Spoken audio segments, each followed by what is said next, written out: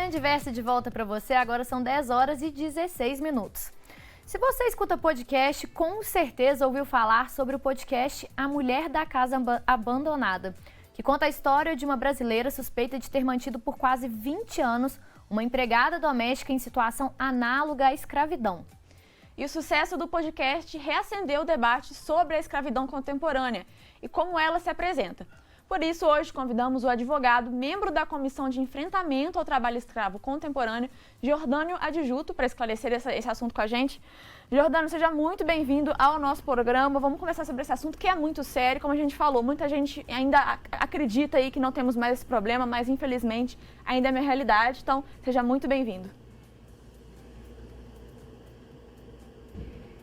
Olá, bom dia. É um prazer estar aqui com vocês falando desse assunto tão importante que felizmente veio à tona para a discussão aqui em sociedade.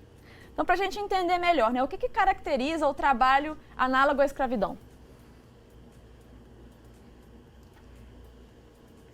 Bom, de acordo com o Código Penal Brasileiro, né, no seu artigo 149, ele estabelece quais são os elementos que vão caracterizar esse trabalho análogo ao escravo, como as condições degradantes de trabalho, que são aquelas incompatíveis com a dignidade humana, caracterizadas pela violação de direitos fundamentais, jornada exaustiva em que o trabalhador é submetido a esforço excessivo ou sobrecarga de trabalho, que acaba acarretando danos à sua saúde ou mesmo risco de vida.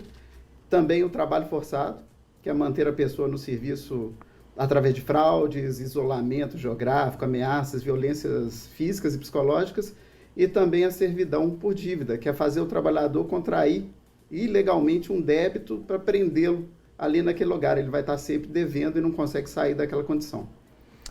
Então, quando a gente traz... Esses elementos é importante destacar que eles podem vir juntos ou isoladamente. Apenas um deles já caracteriza o trabalho análogo ao escravo. Entendi. Então, quando a gente traz esse tema, né, de trabalho análogo à escravidão para a modernidade, para o hoje, ele se apresenta aí de diversas facetas, né?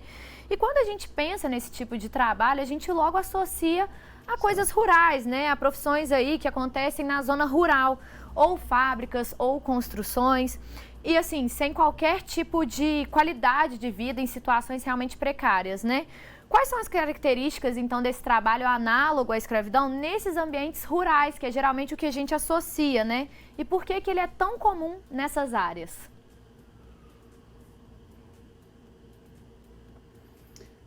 A utilização do trabalho escravo contemporâneo, ele não é um resquício de modos de produção arcaicos que sobreviveram provisoriamente à introdução do capitalismo, mas, na verdade, é um instrumento utilizado pelo próprio contexto, né, para facilitar a acumulação no processo de expansão. A superexposição do trabalho, da qual a escravidão é a forma mais cruel, ela é deliberadamente utilizada em determinadas regiões e circunstâncias como parte integrante instrumental desses contextos de produção. Sem ela, os empreendimentos mais atrasados em área de expansão, como é o caso muitas vezes da zona rural, não teriam a mesma capacidade de concorrer na economia globalizada. Assim, o crescimento da oferta de produtos agropecuários no mercado acabaria sendo mais lento, o que reduziria o ritmo de queda de preço de matéria-primas em escala global e prejudicando o comércio e a indústria que demandam sempre mais por menos. Enfim, é uma exploração em busca de lucro, infelizmente.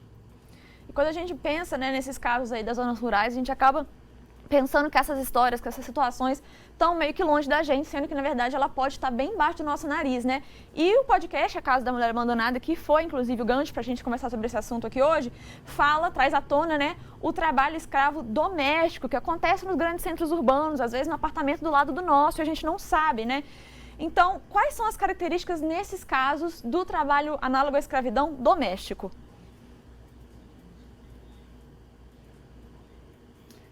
No ambiente doméstico, né, esse trabalho escravo contemporâneo, ele pode acontecer de diferentes formas.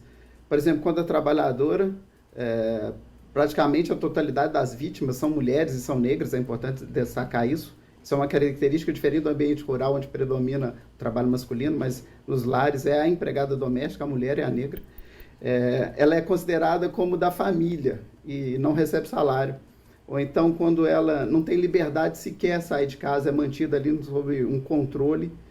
Quando ela está sujeita a condições degradantes que ferem seus direitos fundamentais, como receber uma acomodação sem condição de higiene, sem condição de conforto, ou quando ela é submetida, por exemplo, a jornadas de trabalho exaustivas, precisando estar à disposição para empregadores e empregadoras a qualquer hora e sem poder simplesmente dizer não para aquela demanda de trabalho.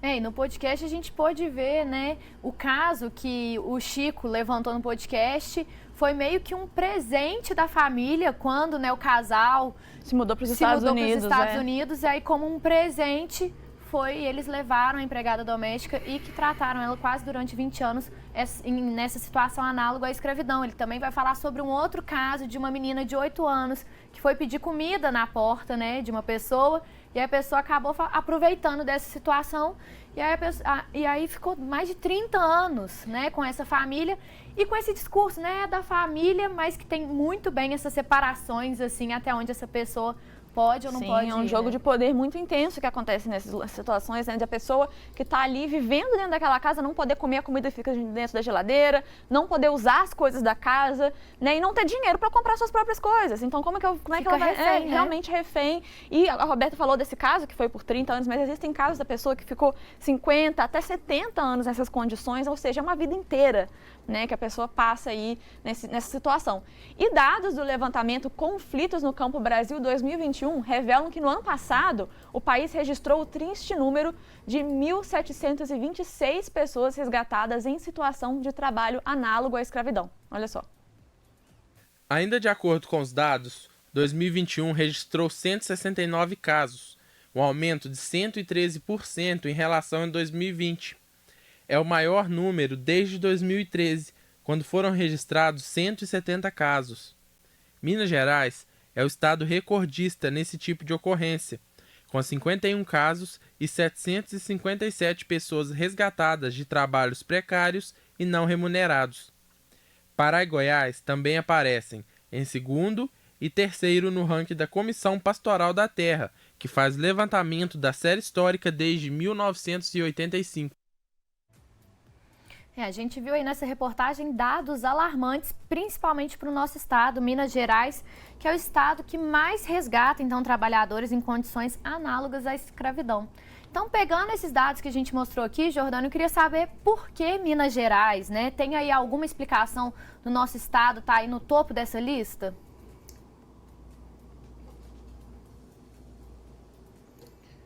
Bom, nós temos aqui uma característica, né, de trabalho rural desde a nossa formação histórica, e Minas Gerais, eu sempre falo, acaba sendo uma miniatura do Brasil, né? O Darcy Ribeiro, no excelente livro dele, O Povo Brasileiro, conta a nossa história de desenvolvimento e como Minas Gerais ele foi o elo de ligação da unidade nacional.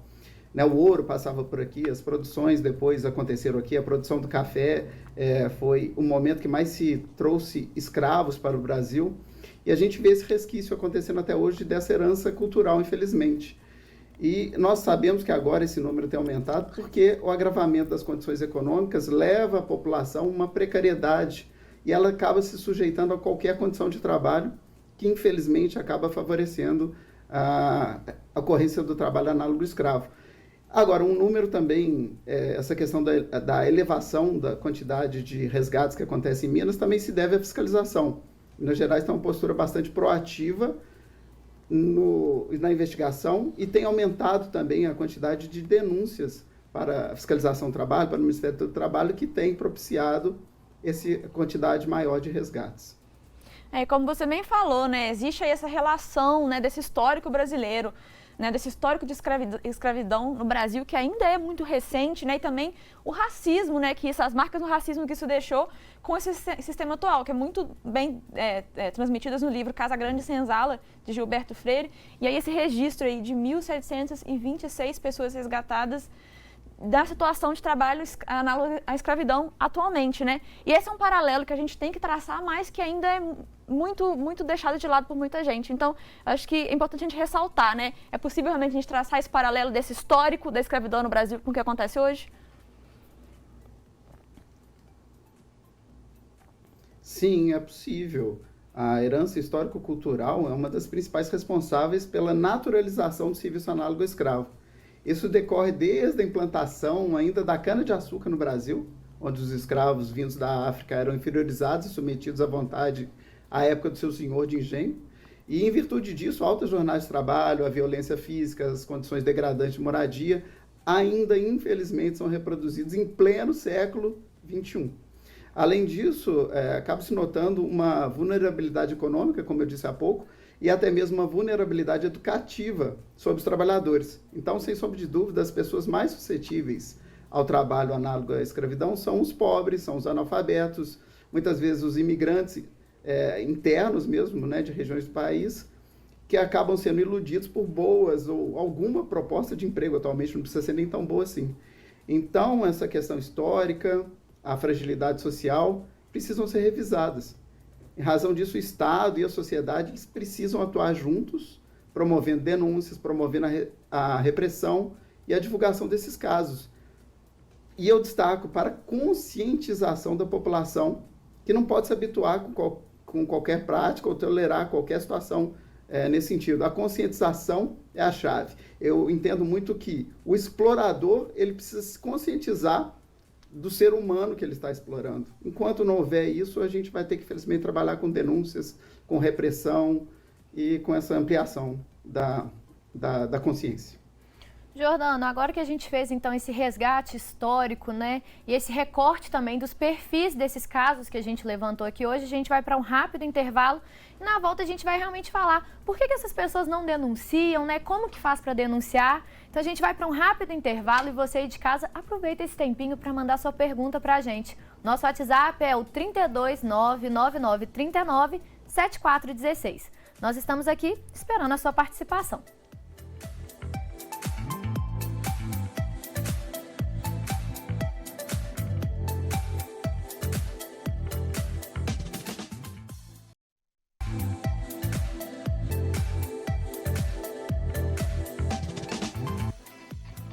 Mãe Diversa de volta para você, agora são 10 horas e 30 minutos e hoje aqui no programa nós estamos conversando com o advogado, membro da Comissão de Enfrentamento ao Trabalho Escravo Contemporâneo, Jordano Adjuto, para saber então um pouco mais sobre como a escravidão se apresenta nos dias de hoje. Então seja bem-vindo mais uma vez, muito obrigada por estar esclarecendo aí, né, as nossas dúvidas sobre esse tema e retomando então o nosso assunto, né, a grande questão que fica é o que impede dessas pessoas de realmente denunciarem por essa situação que elas estão passando, né? Não é tão fácil quanto a gente pensa, né? Porque as pessoas elas vão usar de estratégias para tentar manipular. Então eu queria que você falasse um pouquinho mais sobre isso. De fato, né? Como a gente pôde até ouvir no podcast, A Mulher da Casa Abandonada, nós vimos como é difícil para o abusado tomar uma iniciativa, ele tem muito medo, ele é levado para condições muito extremas, físicas e psicológicas. A escravidão contemporânea ela acaba inviabilizando esse exercício da liberdade, mas isso acontece de várias formas, né? E não existe o direito de ir e vir, na medida que os trabalhadores são constantemente vigiados, muitas vezes por homens armados, que os obrigam a produzir, não obstante as péssimas condições, até que o serviço seja cumprido ou até que as infindáveis dívidas que nós citamos no começo, elas sejam quitadas. Já as demais formas de liberdade, como liberdade de pensamento, de expressão coletiva e ação profissional, elas também são cerceadas pela própria essência do trabalhador nessa situação. Então, eu acredito que essa condição de medo reduz a condição do próprio ser humano se orientar e, muitas vezes, sair daquela condição e até mesmo denunciar ou tentar escapar daquele ciclo perverso. Independente do contexto, né? O trabalho análogo à escravidão, ele afeta a vida dessas pessoas de todos os aspectos, ainda mais falando de pessoas que às vezes passam a vida inteira nessas condições, é a única realidade que elas conhecem. Eu queria saber quais que são então os impactos que isso causa na vida dessas pessoas, seja durante o período em que elas estão vivendo, seja talvez depois de elas conseguirem se libertar, como que elas carregam, né? Quais são as marcas que isso deixa, né?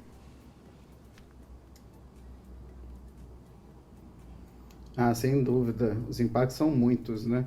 Danos à saúde física, à saúde psicológica, justamente decorrência da violência e dessas situações degradantes de alimentação, de acomodação, e além do próprio trabalho em si, que muitas vezes acontece em jornadas absolutamente exaustivas, com muitas horas por dia, o trabalho é realizado sob sol e chuva, um trabalho com muito esforço e sem qualquer tipo de equipamento de proteção e muitas vezes sem, por exemplo, água potável para que o trabalhador, né, exerça ali a atividade. Então, os impactos são muitos, né, desde questões físicas e principalmente emocionais e psicológicas. É realmente a degradação, a redução do ser humano a um objeto. A gente vê também, por exemplo, no caso do podcast, né, Mulher da Casa Abandonada, que muitas vezes essas pessoas elas são privadas até de ter acesso a serviços de saúde, né? A vítima desse caso do podcast, ela estava com um tumor enorme, que os patrões, entre muitas aspas, não permitiam que ela tratasse. Ela teve uma ferida na perna que ficou infeccionada por mais de um ano, até que finalmente ela foi tratar. Enfim, né? Então, as pessoas que, além disso tudo, além dos danos físicos, no caso, né, causados pelo próprio trabalho, também tem os possíveis problemas de saúde que a pessoa pode vir a desenvolver. Porque a vida, né, acontece isso com a gente e elas não podem nem mesmo procurar ajuda médica para poder se tratar. Então, é uma complicação em cima de complicação aí, uma situação muito séria, né? Roberta, você quer falar? Fazer uma pergunta, então, como que é a vida dessa pessoa que ela conseguiu ser resgatada depois, né? Você que acompanha também, com certeza, mais de perto, de que formas essa pessoa é amparada nesse resgate?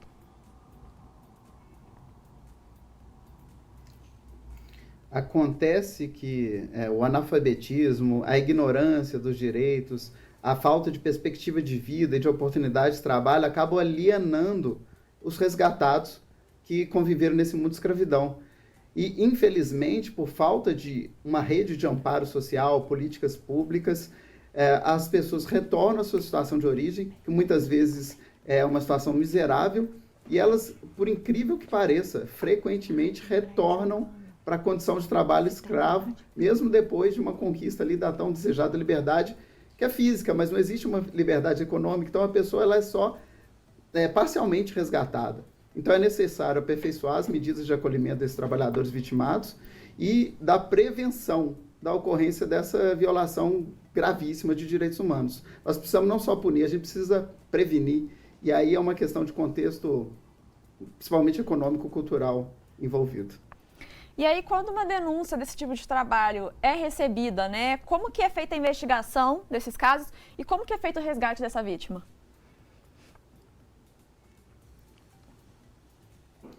Bom, nós temos aí a questão dos órgãos responsáveis pelo recebimento de denúncia, principalmente o Ministério do Trabalho, através da Secretaria de Inspeção do Trabalho, ela recebe essas denúncias, é feito um processo de investigação e apuração. Nós vimos isso no podcast, né, da Mulher da Casa Abandonada, foi nos Estados Unidos que aconteceu, mas lá foi acionado o FBI, que ficou durante um grande período levantando provas e até mesmo convencendo a vítima a depor, a manifestar a sua situação. E ela tinha muito medo.